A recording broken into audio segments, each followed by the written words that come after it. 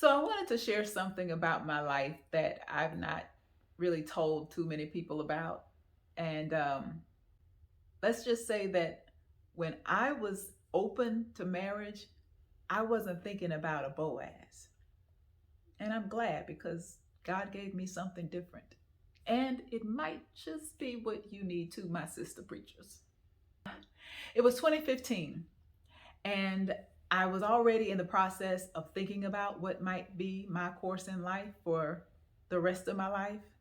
And I didn't know that I would hear a radio program that would talk about the life of Joseph, Mary's husband, the one betrothed to her before she had the baby Jesus.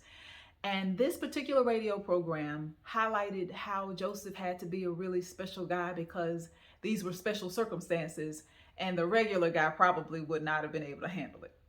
Well, it got me thinking about Joseph in a different way because when I consider how important it was for Mary to carry the ministry she would have and all that it meant for the call of God on her life, it would definitely take somebody pretty special to not only marry her, but then to walk with her through all of those stages and understand what was required of her, and to protect and appreciate what it meant to be with a woman who would probably get more attention, and especially now many people who really adore her. I mean, think about what it's like to be married to somebody who is always in the spotlight. She's always on the mic. She's in front of the crowd.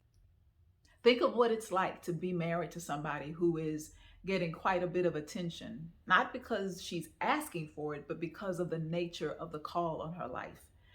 I mean, look at Mary in the scriptures. She's the only one between the two of them, between Joseph and Mary. Mary's the only one that we have dialogue. We hear her voice, we read her words. We don't read the words of Joseph. He doesn't have a voice, but he is a man of action. And that's what impressed me most. Not that he had this wonderful prophetic outpouring of words or these declarations and sermons, but because he had a great heart, he loved Mary, and he could hear the Lord and obey.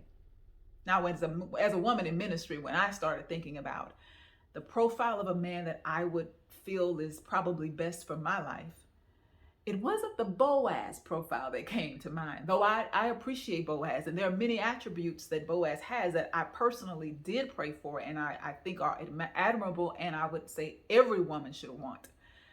But to all of my sister preachers, especially those who are hoping, praying to be married, and especially if you're later in life, well, later compared to what most married women go through, like me, think about Joseph. And sometimes that special person isn't in the places that we would expect. Sometimes that special person isn't doing the most, riding up on a horse like Boaz. But he is faithful. He'll love you for real. He'll serve and honor the ministry you're carrying to glorify God. I'm praying for you to find your Joseph.